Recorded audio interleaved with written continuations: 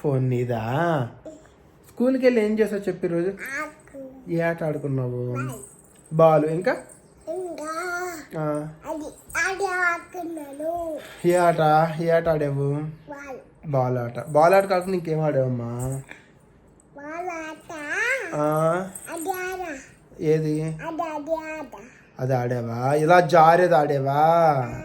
మరి ఫోటోలు దిగావా స్కూల్లో?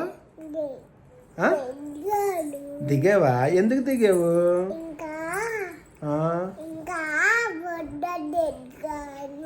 ఇంకా ఇంకేం చేసావు?